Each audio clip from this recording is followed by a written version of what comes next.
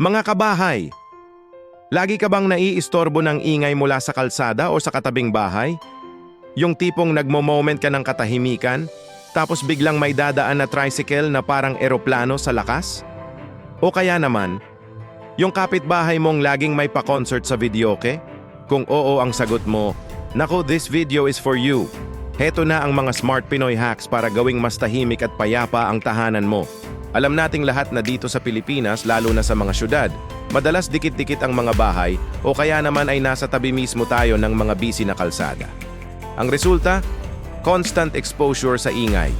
Ingay ng trapiko, mga asong tumatahol, mga batang naglalaro, at syempre, ang walang kamatayang karaoke session ng ating mga kapitbahay.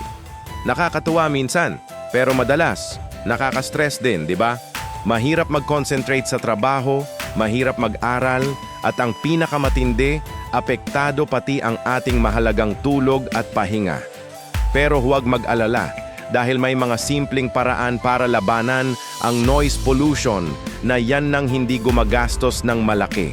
Unang-una sa ating listahan, i-check at i-seal natin ang mga bintana at pinto. Dito kasi madalas sumisingit ang ingay. Humanap ka lang ng mga siwang o gap. Pagkatapos, gamitan mo ng rubber strips o yung tinatawag na weather strips.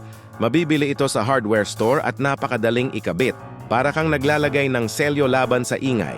Simple lang pero malaki ang maitutulong para mabawasan ang mga tunog na pumapasok mula sa labas.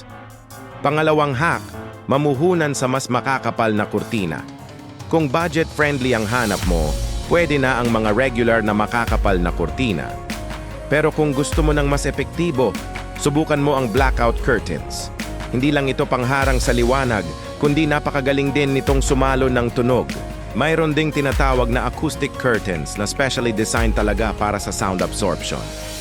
Isipin mo na lang, para kang may sound barrier sa bintana mo. Hindi lang pampaganda ng kwarto, pampatahimik pa. Pangatlo, a very stylish hack. Maglagay ng mga rug o carpet sa sahig. Lalo na kung kahoy o tiles ang sahig mo, malakas mag-reflect ng tunog yan. Kapag naglagay ka ng carpet, para kang naglagay ng malaking sponge sa sahig na sasaluhin ang mga alingawngaw at ingay. Bukod sa nagiging mas cozy at homey ang itsura ng bahay mo, nababawasan pa ang echo at ingay sa loob. Plus, ang sarap sa paa, di ba?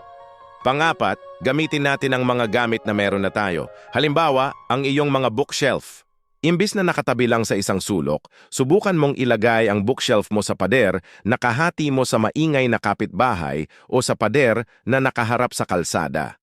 Punuin mo ito ng mga libro. Ang mga libro at ang mismong shelf ay nagsisilbing natural na sound barrier para kang nagtayo ng pader sa loob ng pader. Smart, di ba?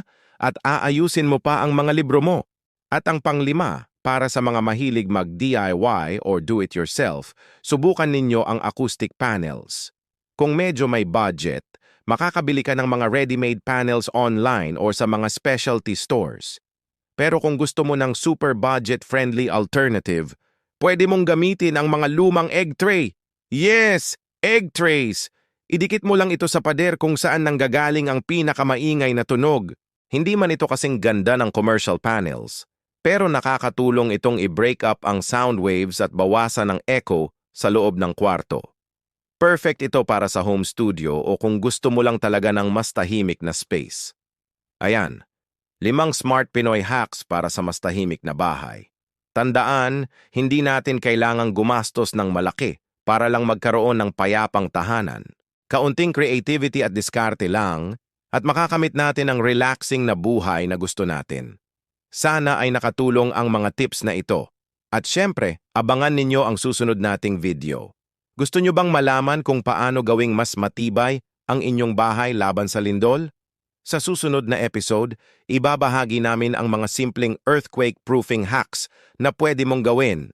Maraming salamat sa panonood. Kung nagustuhan mo ang video na to, huwag kalimutang mag-like, mag-share, at syempre mag-subscribe sa aming channel at i-click ang notification bell para lagi kang updated sa mga bago nating videos. Hanggang sa muli, mga kabahay,